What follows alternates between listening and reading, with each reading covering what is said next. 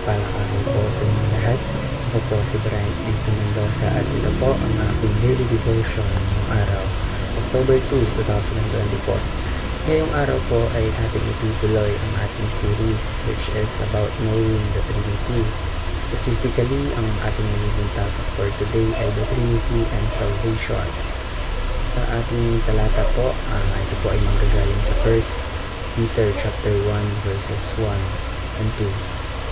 Sabi po rito, 1 Peter, an apostle of Jesus Christ, to God's elect exiles scattered throughout the provinces of Pontus, Galatia, Cappadocia, Asia, and Bithynia, who have been chosen according to the foreknowledge of God the Father, through the sanctifying work of the Spirit, to be obedient to Jesus Christ and sprinkled with His blood.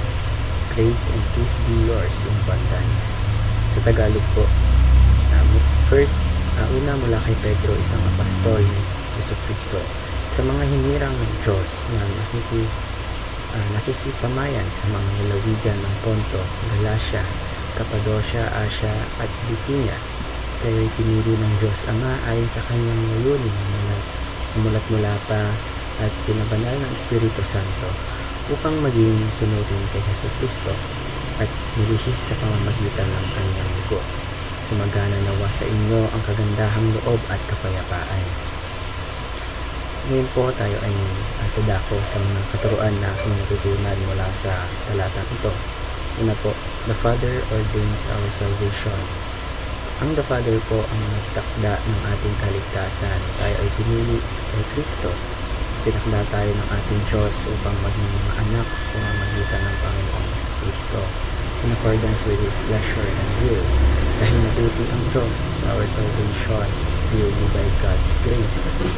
Also, the Son accomplishes our salvation. Sa pamamagitan po ng Panginoong Kristo, tayo po ay naligtas. Siya po ang sumalo sa parusahan na tayo dapat ang tatanggap. Tayo ay kanyang niligtas. Si God the Father ang sender, and ang God the Son was the sent one. Siya ang namatay on our behalf para maligtas tayo. And lastly po is the Holy Spirit applies the work of salvation. Hindi po porket sinugo ang Panginoong Jesucristo ay ligtas na po agad tayo. Kailangan po ang Santong Espiritu ay kikilos sa ating mga puso. Hayaan natin na ang Santong Espiritu ang manahan sa ating mga puso, na yung maligtas natin, yung puso nating matigas na simula noong kumilos ang Santong Espiritu sa ating buhay. Yung puso nating matigas, magiging malambot yan, magsisimulang kumilos sa atin at pagluhin tayo araw-araw. Kaya naman po, para sa ating application, meron po tayong tatlong ating dapat i-apply sa ating mga buhay. Ano po? Believe that salvation is by the grace of God. Maniwala po tayo na makakamtan natin ang kaligtasan sa pamamagitan ng pananampalataya sa ginawa ng Diyos upang iligtas tayo. Remember po, it is a gift of God.